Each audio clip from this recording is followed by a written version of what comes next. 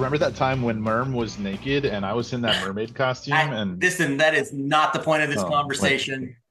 Hey, well, welcome to yet another really hot, steamy open of the Agile Uprising podcast. This is a wild and crazy show. Andy Cleff here. I'll let the other guests introduce themselves and then we'll circle back and figure out what the F we're talking about besides costumes. My name's Chris Murman. I can't wait to hear what Matt Barcomb says about me in a derogatory fashion. it's never derogatory. I'm Matt Barcomb and yeah, I'm also here. You may, if you've heard this voice on this podcast before, you may recognize me as Jensen Schwetherwell. Oh, the alter ego. I forgot about that. I forgot about that conversation. Was that like 5 years ago? That had to be, It was a that was, long, a while long ago. time ago. I also remember Colleen and I interviewing you and Melissa Perry, like Oh yeah, that's sitting right. sitting in her like Her New office York in Brooklyn at the apartment, just time. Yeah. like trying to figure out like what in the world y'all were working on, because y'all were doing something about like more data driven roadmaps kind of a Yeah, it was thing. something about road mapping. I think we were working at Athena Yeah, at the anyway, you time. all Yeah. know it. Listen, if you don't know who Matt is, that's You, okay. He doesn't know who he is congratulations half the time, but and condolences now. you guys have some good ideas, and we're here to talk about one of them today. We might weave a whole bunch of your interests together, Mr. Barcombe. And I think we could pull it off. Yeah, yeah. We'll sure talk long enough to attempt to. The main thread is about cooperative futures. And I want to weave together stories about growing vegetables, permaculture, and hiking. So that's our challenge to the three of us. Three of us are here, Love it. aren't there? Is anybody else hiding in the background? And so Matt is a Midwestern hippie for those that are playing the home game. Am I mid? I guess I'm Midwest. where are you located today? I'm yeah, outside of Ohio. Outside of Ohio. No, sorry, outside of Cleveland. Inside of Ohio. Yeah, Outside you're of inside Cleveland. of Ohio. You're outside of Columbus. Okay, geography is not one of Matt's strengths. It's true. Cooperative ventures, what are they? Who does them? Why would you want to do them? How do you do them? They're all candidates. And are they the future of work? Yes, like that's absolutely do that. I think the best way to intro this, Matt, is why don't you tell us about, we do not have to discuss what a wrapped session is at the end of Agile 2024. Let me just say that on Fridays, content is always very fluid every year. And what we had the idea was had this year of every track chair should give like a summary of what all my track talked about this past week for those that couldn't have been, to every single session. So Yeah, no, I think that's actually a really great place to start. So yeah. I had been toying with these ideas. I mean, I've been reading and exploring and actually trying to launch some of these ideas on and off for maybe I've been reading about them for like the last decade and then trying to enact them more actively the last 5 years. Anyway, so I've been toying with all these ideas and had been thinking about writing a talk. And then I found out that I'm supposed to give a wrap session for the Audacious Salon, which I was co-chairing this year with Melissa Box. So part of creating the Audacious Salon, we picked these three themes. We picked these themes because of the vibe that we'd been kind of hearing on social media about Agile. So the three themes were Agile roles in the greater community are having an identity crisis. Agile has become exactly what large companies need it to be. I love how that could go both ways. And the last one is the psychological cost of becoming Agile is high. So the other kind of cool thing about the Audacious Salon is as the salon as a track, it already kind of did wrap sessions and these things that we had called, or Melissa had called, emergent talks. So we have different speakers, they attend a bunch of the Audacious Salon sessions, and they kind of give a wrap session for each of these themes at the end of the conference. So I didn't want to like summarize the summary too much. I did a little bit, but I kind of feel that this idea of a cooperative future, or the future of business being cooperative, was sort of the meta wrap session for our themes, because a lot of our themes are around Agile and its struggles and, is it dead, is it dying, has it died, is it gonna die, like kind of whatever, right? I mean, Agile is if we want to point to the manifesto, it's a set of values and principles. It's an ideology. All ideologies die, every single one of them. It doesn't matter if it's a form of economy or political thing or religion. All of these ideas, right, follow the diffusion of innovation type of cycle. So sure, Agile is probably dying because all things die eventually, but No. The line is Agile is mostly dead. Mostly, which is slightly I'm not alive. dead yet. Yeah, and then my wife runs in and tells the lion. Yeah, that would be hilarious. Well, Wouldn't it and be a so Monty Python skit? You would throw out your dead scrum masters. The guys, throw out your dead Agile's like, product I owners. feel happy. I'm still alive. Well, so one of the interesting themes that I kind of heard at the conference was a bunch of people saying, well, no, Agile succeeded. I think I had some cool quotes from Diana Larson that I don't have in front of me now, but they kind of talked about how, like, over the last 20 years, how Agile has moved the needle. And, like, you can imagine some of those things. Like, by and large, more places talk about things like iterative development, shorter release cycles, cross-functional teams, talking to customers, and kind of whatever. But, like, what's interesting to me is that what everybody who joined Agile as a community or movement was hoping for? No. Was just those few things? Like, that's all like some process improvement stuff. And more to the point about why, again, coming back to what's the future of business is, we all claim to be systems thinkers. Can we actually maybe step a few more boundaries outside this? Because whatever the fuck comes after Agile, whatever, Agile 2, which I guess is actually a real thing. I thought it was a joke, but I guess it's a real thing. Agile Next TM or whatever. Let me just say this. No, it is not. It's not a real thing. Oh, I Googled it. It's just because there is a book written with that title in there does not mean it's a real thing. I'm sorry. We have had this conversation many times on this podcast. It is not. Oh, it's not a real. Well, it's at least a bad marketing strategy, because guess what I got right here? Agile 3, right? It's like 6-minute abs, right? I mean, not that I know anything about any of that, but sometimes, like, say there could be like Agile 2.5. safe. We got up safer. So here's the first attempt at weaving. So I know you farm, and I know you're interested in permaculture, and permaculture is about long-term systems thinking in a chaotic system, right? You don't know what's going to stick. You don't know if the slugs are coming. You don't know what the invasive species are. So bring it back, a whole systems thinking, stepping further back, zooming out. Yeah. At what scale? When you talk about cooperative business, I don't know what you mean exactly in the same way that is inside your head. So tell me more about what that means to you, because I have my own ideas. Chris, you have your own ideas, and I'll share them. We'll bounce them around. What is cooperative future in business mean to you, Matt? That's a good question. So I actually kind of came at this probably through some of these other ideas about permaculture, about recommoning as like bringing back the idea of the commons is a thing, as a kind of a community built around that. And so I kind of came at this from sort of stuff that I was reading that was more about like sociology and anthropology, mutualism, it's that kind of stuff. And so yes, fast forward a bunch of books, I did finally start learning specifically about worker cooperatives and cooperative businesses and stuff like that. But I actually think it's more interesting to dig into the social paradigms of these ideas. And two kind of, if you kind of think of two ends of a spectrum, there's sort of paradigms of domination and paradigms of cooperation. And so before like getting into the business and why I think we need to think about what the future of business should be, and it's funky because business is just a subsystem. If we're going to be systems thinkers, like business is just something within a society, larger and small scale society. So, it's always, because of that, it's always going to be a reflection of whatever the society around it is. And so that's why I think, like, before we read about business and Deming or turn the ship around guy or whatever, like, let's go back and start reading anthropologists, because this shit's been going on for a while.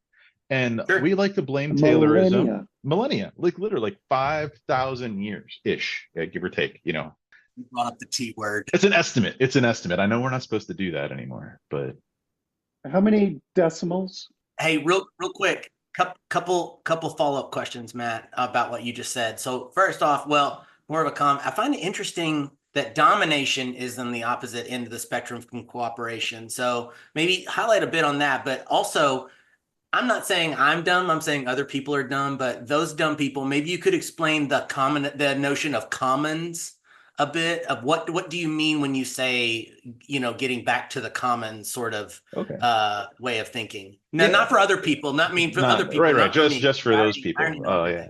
Oh, so what's interesting to me about the commons is it was common. It was how we people in small groups tended to treat their shared, usually natural resources, but not always natural resources. And I think about the easy example is a forest, right? So the idea around a commons, like kind of capital C commons, is that the people that are very close to and tied to the thing that you're using are usually the people that are best able to figure out how to manage it, and that doesn't always hold true, but when it does hold true, it's because of certain social systems around it. Like there's a mutual accountability, they've created rules, like they know how they're managing this shared resource. And I think one of the I guess one of the things that surprised me is there's a book called Thinking Like a Commoner, which is like it's like a finger thick, it's like a mass market paperback. Keep it by the shitter, you'll read it in a week. It's going to be fine. It's all about like debunking this thing that if we all went to anybody who went to college and took an econ 101 class probably heard about the tragedy of the commons. And there's all this stuff about, oh yeah, if we had all these farmers with a shared field, they're all going to overgraze their cattle and they're all going to die and it's all going to be horrible. Get rid of the commons. And like people that actually study the commons are like, actually, what you just described isn't the commons. It's a fucking free for all. And there was no transparency, no social pressure, no rules of engagement. It's actually a mostly fictitious thing that by and large hasn't existed. Sort of like prisoner's dilemma. Like if you actually took prisoners, like real prisoners, or like were like in gangs or rivalry, and actually put them in like that never would happen. Like, and I think this is one of my favorite quotes is, we should remember that economics is just anthropology for accountants. Like I love that. It's funny because Great. They can be useful models, like all models are useful, but some are just fucking stupid. I think that was George Box. That was the original. That was the original. And then someone was like, George, we're gonna have to. Yeah, he had his PR guy. He's like, we had to put a little spin on that. Come on, George. Is that the original? Is that the original first opening line of the Scrum Guide? The Scrum Guide. That should be. It should be on the next version. Scrum dot. Yeah. So that's the commons. Okay. So all right. So commons is this idea of it's why the age old adage of if the code is in if the bug's in the code that you wrote, then you should fix it, right? Like people closest to the like that mentality has been sort of in theory been discussed, right? And it's something that it's not difficult for us to grasp, but just like everything else, Matt, probably the more research and evidence that you saw, it's kind of harder to pull off than we think, given our current constraints. It actually kind of funkily emerges in all sorts of things. One of the coolest examples, because I lived there for a while, was how parking around Boston works when it's snowy outside. Like there's this idea that if you went through the process of shoveling a space for your car, that you sort of get like rights to that spot. So you'll put like a traffic cone or a chair in your space, and everybody else who lives in your street kind of knows like, hey, that's Murm's spot. Murm dug it out. It's Murm's, at least for the rest of the winter, right? When he's not flapping around his mermaid costume. Mermaid costume. You should make a drink called Mermaid. That would be amazing. Oh my God. Right? Sorry, I just thought of that. Oh, I'm so thirsty right now. I've been coding all day. Barcomb, can this be a cooperative beverage thing? No, it's got my name on it. I own it all. I own all of it. Okay. See how it works? Murman takes ownership of Barcomb's idea. This is Oh God. Okay. This is business. All right. Domination versus cooperation. Yeah. Why is that the opposite? It's so domination, I kind of think of it as what's her name? Mary Parker Follett. Like there's kind of the power over versus power with, right? And so domination is, it's a paradigm where there is some small group or sometimes even a single person, and they have power, whatever power means in this context, over more people. A couple of aspects of paradigm of domination or systems, systems emerge from their paradigm. So systems of domination, they tend to have centralized, solidifying power.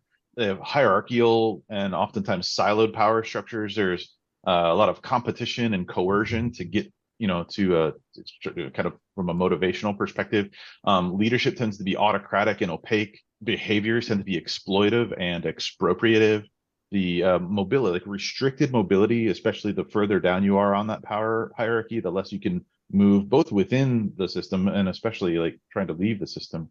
And generally speaking, like an inequitable or unfair benefit distribution, whatever benefit might mean in this context. So then that's kind of contrasted against the paradigm of cooperation, where it's kind of the opposite. So there's distributed and more dynamic power structures. You've got more web-based and but also integrated, like as a web is integrated structures. There's more mutualism and consensus. The decision making is more participative, more transparent. Behaviors tend to be more generative and interdependent.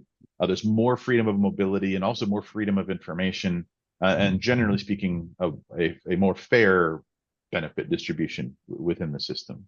So is the spectrum that we're probably more familiar with similar in that centralization versus decentralization? Is that sort of kissing cousins, so to speak? Yes, smooching sisters. No, yes, kissing cousins. So like and I can't remember if we started recording when we said this, but like the whole like this is not new. This is thousands of years old. And like yes, we'd like to lay these woes at the feet of Taylorism or capitalism or chattel slavery or like I'm not putting anything down, but it all predates all of that. Like we've had systems of domination ever since we've the feudal system.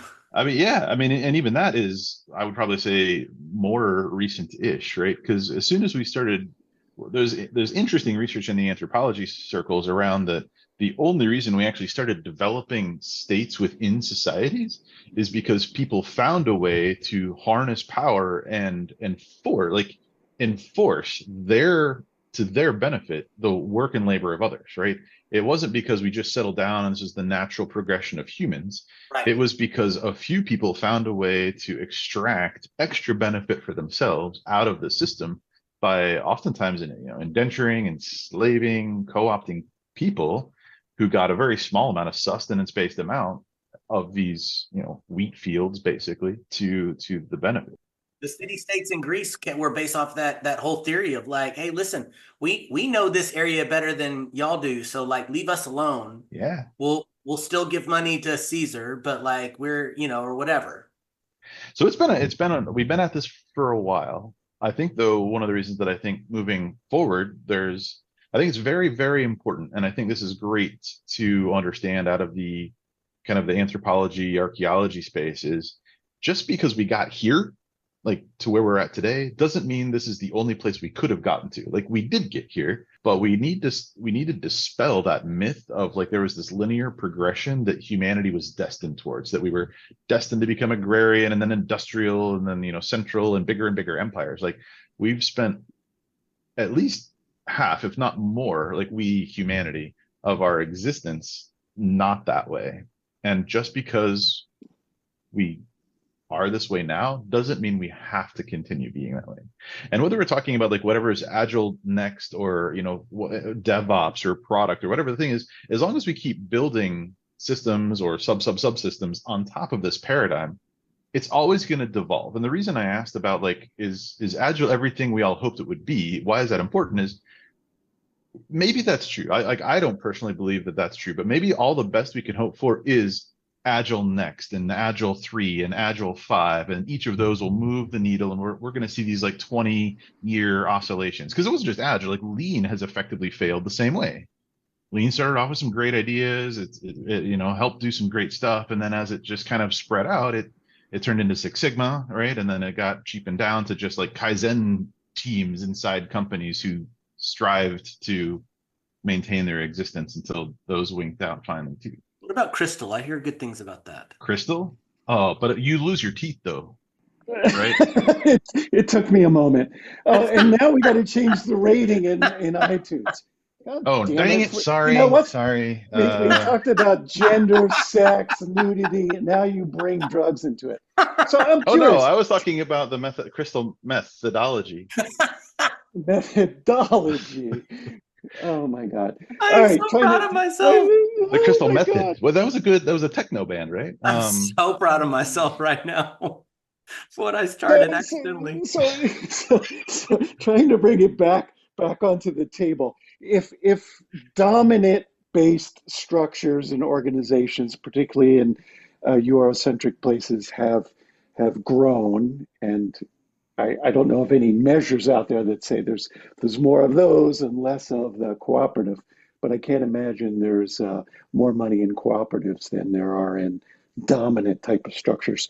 What are the forces, the nudges, the gravity, the electrostatics that are pulling people and money and other kinds of resources one way or the other? Because that's the way to test changing what's formed next. Make Yeah. it more attractive to be this and see if people Yeah. gravitate towards that or not.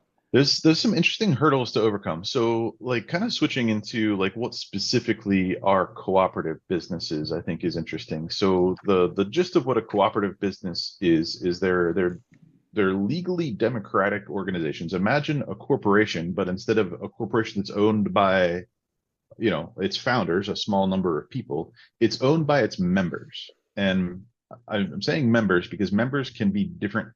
They can be different kinds of constituents. You can have worker cooperatives where it's workers can become worker members who then are the equal owners of the company. You can have like consumer cooperative, like if anybody is a member of like REI or a credit union, those are effectively consumer cooperatives.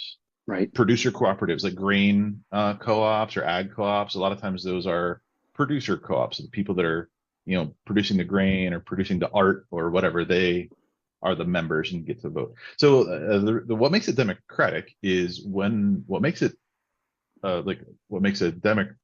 what makes a cooperative democratic in a unique way is it's one member, one vote. It's in theory, everybody who is a member, their vote all counts equally. So when they get to vote on whatever they get to vote on, everybody's voice has equal weight. So, and there's different ways of doing like equity, like not equity ownership control, but like there's different ways of doing investments and having shares in maybe the profit sharing or wealth redistribution of the company. But that in co-op land is decoupled from control. So Got it. one of the principles of cooperation for business is distribute control evenly, but wealth equitably. How about liability? Where does that fit into the model? Which liability for what? The collective does something wrong.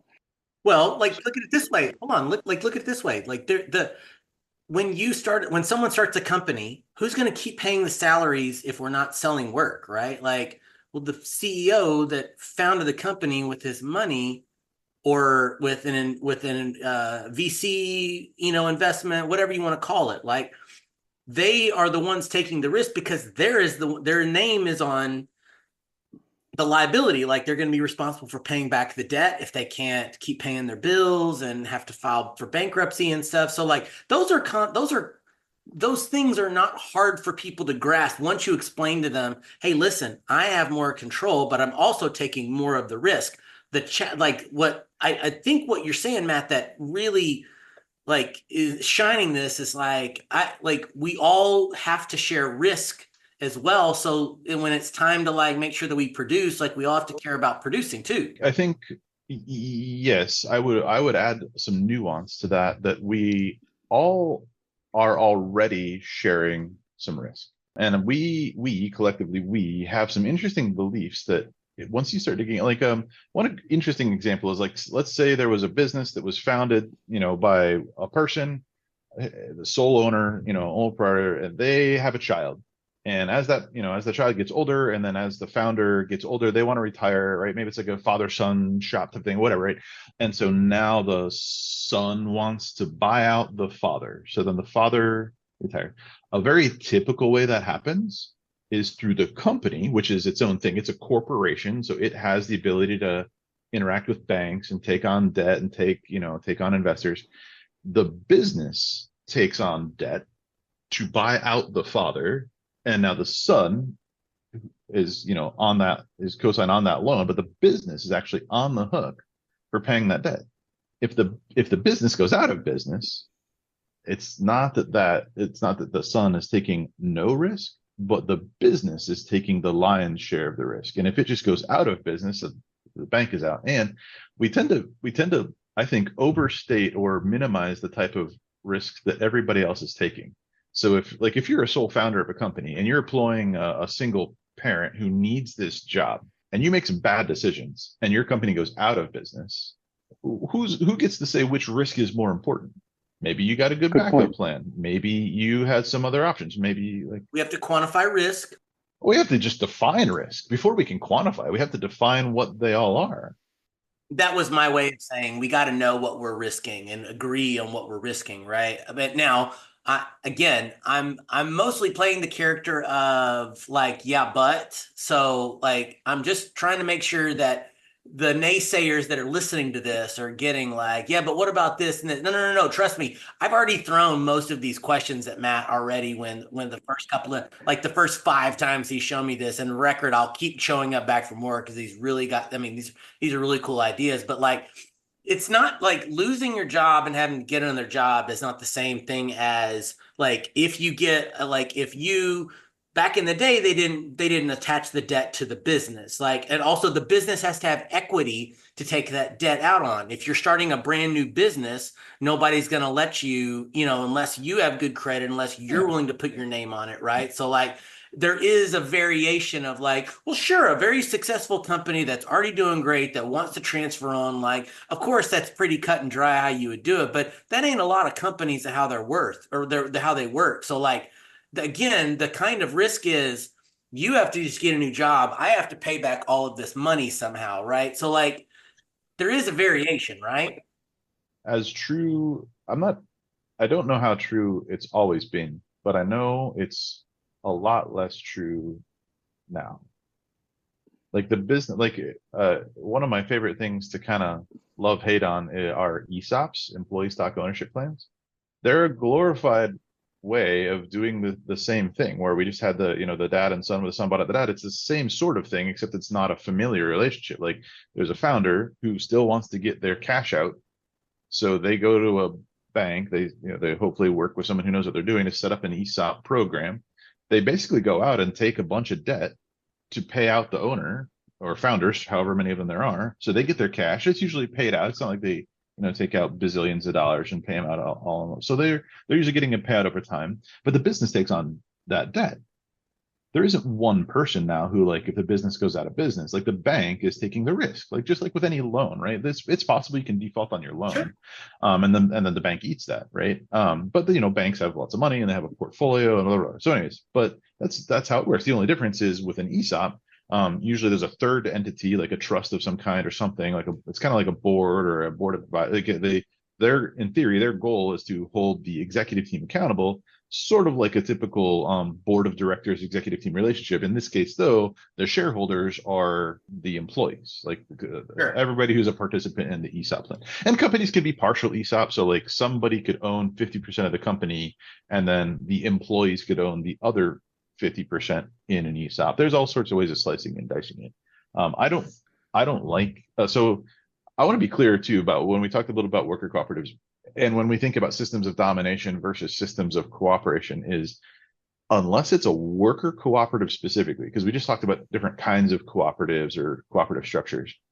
To the best of my knowledge right now, worker cooperatives are the only thing that actually create a system of cooperation, which seems kind of wonky, right? Because we've got these other kinds of co-ops, producer co-ops, consumer co-ops, but what you'll find is what you see when you think about like coming back to some of those things, when you think about like REI, like a lot of people are familiar with REI. REI is a consumer co-op. I've got my little card. I get my 72 cents dividend a year. Right. Do you have an example of a worker co-op? That's because many of our listeners will understand REI. They'll understand also the small food co-op up the street. Also a consumer co-op. Yeah. Well, what's a worker co-op? Common example. There's a couple right around here in Cleveland that you'll have never heard of, but probably the biggest one, the one that also proves that worker co-ops can scale, is called Mondragon. It's in the Basque region of Spain. They're the biggest. They're actually technically a federated worker cooperative, so a co-op of co-ops. There's something called Evergreen. So actually the very first one, so some people who studied Mondragon and wanted to bring it across to the US, but how do you actually set that structure up legally with IRS tax code, blah, blah. So the very first one, the people that did that, I think can't remember when it was done, 70s. Anyways, recent, like semi-recently, was actually right here in Cleveland, the Cleveland area, called the Evergreen Cooperative. And it's something like I think the parent structure is something like a non-profit holding company. It's like a 501, what's it, C3, but it's allowed to hold at business entities, and those entities are co-op, and there's like a profit surplus sharing. I mean, it's a whole thing. But so you can look into the Evergreen thing. If you just, there's actually, you can go to there's a website. There is the United States Federation of Worker Cooperatives. If you Google that, you can actually go to, I think it's like usworker.coop.coop. And they have a directory. So like, US Worker Co-op /directory. You can actually look up in your state, they have to be members of this co-op. Like you pay a little fee to belong to it, but you can find all sorts of things. Like I've found legal counsel, accountants, all sorts of services. Cool. In the area. So you can find that, but they're not very big. They tend to not be big. Like Mondragon is the example that is the exception. How big is it? Whatever you're measuring, heartbeats or dollars? It's multinational, millions, billions of dollars. It's wow. It's huge. So it's a cooperative entity with, as you described it so far, one person, one vote. They work together, they share the benefits, they share the ownership, they share the work. What else? Is it open to anybody? Can anybody just like jump in? That's a great question. I wanted to be careful about that, because it's easy to say one worker, one vote, but very technically it's one worker member, one vote. Almost every cooperative that I've seen, like a lot of them, because you publicly file with your state, and you can actually go look up their it's almost like their articles in corporations, like you can, and a lot of them post them publicly. Anyways, everyone that I've ever seen has a method for becoming a member. Sometimes it's a buy-in. It's usually not like a huge buy-in like lawyer partnerships. It's usually some token like $500 or $1,000 or whatever is reasonable for the kind of work they do. But a lot of times they're not buy-in. Sometimes it's just, you have to spend a year with the company. Sometimes you have to have a current worker member sponsor you. Sometimes you have to go through an educational process or attend certain key meetings. Sometimes the current membership has to put it to a vote to it. Like the cool thing about when you create a co-op is you're kind of like designing a mini government. You're basically saying, how do we want our business to run in all of these ways? And what's really kind of crazy is it's technically true for corporations too. Like you have to create your articles of incorporation and how you're going to do all these things. It's just that by and large, it's so boilerplate. It's like if the three of us are founding a company, Murm's going to get half and you and I are going to get 25% each. So with corporations, it's mostly like, here's the boilerplate bylaws. Here's who your board or advisors are going to be. Here's how you're going to split the equity. And you can just like shit out an LLC in, like a couple of hours for a few $100. Now, the interesting part is the decision-making process. You mentioned earlier on sociocracy as a way of setting up who decides who decides. Yeah. What other principles are recognizable, emerging, or already well established that you've come across? Sure. So decision making, I think, is one of those things that early on people need to.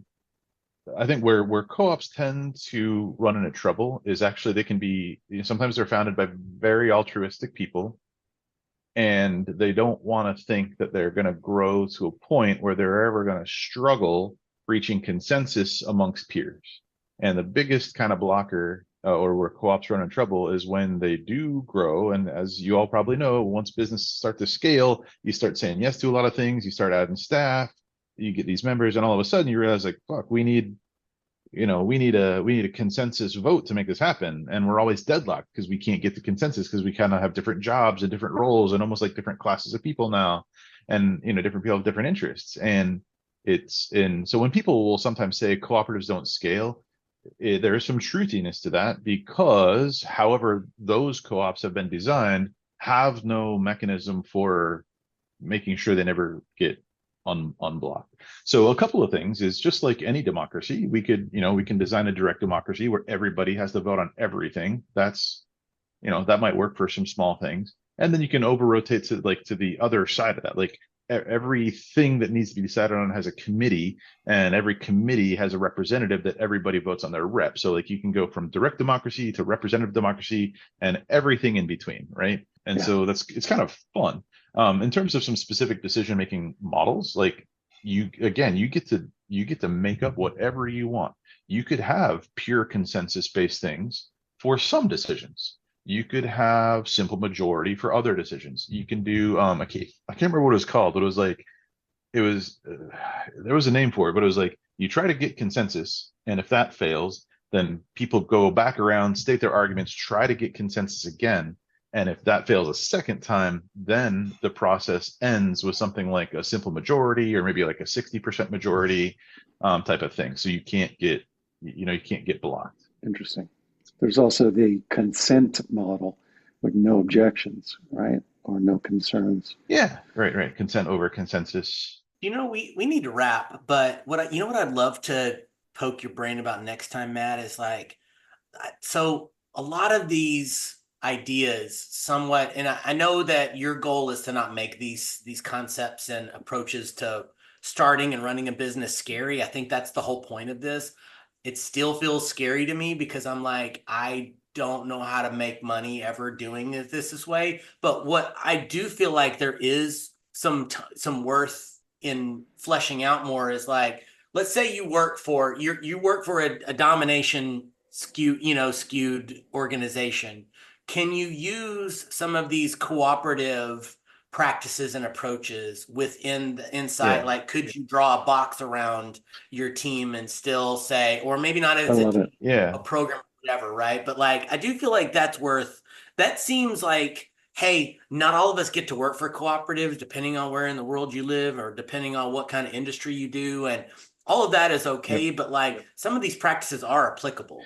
Yeah, for sure. Like it would be great. And I want to be clear too. Like I don't think that cooperatives are the solution to the problem. I think cooperatives as a business structure are the beginning of the path to the solution. Yeah, for sure. We basically work in corporate oligarchies right now. And it's sort of like, well, Yes. democracy is the solution. Well, democracy fixes one thing. Democracy fixes oligarchy. There's a bazillion ways to fuck up democracy, as clearly we see right We're now. Practicing We're many of practicing them all of that today. right now. No politics. No politics. Although in fairness, we might say that we're not in a democracy, we're in an oligarchy, but it's a side thing. But so yes, so I don't want to wax like utopian, like, oh, worker cooperatives are going to solve all our problems. Like worker cooperatives give us the basis, the foundation for. That's why I think cooperative is the future of business. When we look at why like Agile has failed, or if Agile has failed or Lean has failed, why these things, they change as long as they spread as long as they're providing benefit to the people with power.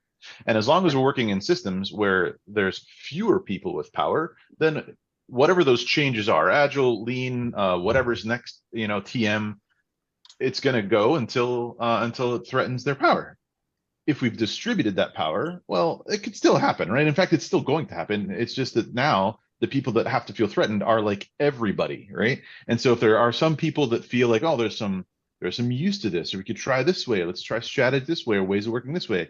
If we get to something like a 51% majority, then we start working down that path because we're all in it together and we're trying to figure it out. Yep. But for sure, there's two books that I think kind of talk about cooperative ideas that are still through the lens of kind of traditional, like sometimes privately held organizations. But one's called Humanocracy. A lot of people have probably read that one by now. It's by Gary Hamel. I don't think he talks about any worker co-ops. Oh, maybe he does. Maybe he talks about Morningstar. Anyways, he talks about a bunch of different business structures that have different ways of distributing power. Most of them are still what I would call like benevolent dictatorships or benevolent oligarchies, because those people that have the power see the benefit in doing this way. Another one, and this is like classic business read at these days, but it's The Great Game of Business. He's talking all sorts of things about like it's democratizing decision making, giving people a stake in the game, sharing ownership, sharing profit, like sharing equity. So that's another, I think, great read. He doesn't mention worker co-ops specifically, but he's talking about cooperative practices. And there's a bunch. Small is Beautiful, Ed Schumacher, like that's got some cooperative like themes in it.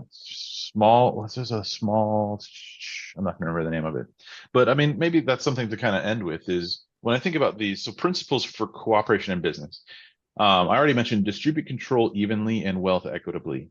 Ensure safe worker mobility, meaning they've got freedom to move, freedom to leave. Don't make it hard to leave. 3 is provide radical transparency, autonomy, and involvement in the business. 4 is develop people deliberately and leaders especially. 5 is use network structures with dynamic group memberships. And the last is routinely reevaluate, adjust policies, processes, and practices to make sure that they're continuously in alignment with those first 5 principles. And I will take a beat, just like I did in my talk, and say these 6 principles, they're not vastly different from Lean's principles or Agile's principles. And I want to take a beat to point out, maybe these things haven't been going so well because we're trying to take ideas that are rooted in cooperation and we're trying to put them on something that's rooted in domination. And that's always going to wind up conflicting at some point. Oh, That's a great way point. to end on a high note. Andy, take us home. Boom, boom. Well, thank you, listeners. Thank you both participants, Matt Barcomb, Chris Murman. For our listening audience, if you enjoyed this or if you hated it, let us know. Feedback is always welcome. Jump over to the Discord server if you'd like to participate in the conversation. And if you want to support ongoing conversations like this, you can always join Patreon for a cup of coffee a month and support hosting and production costs. Until next time, this is the Agile Uprising podcast. Signing in.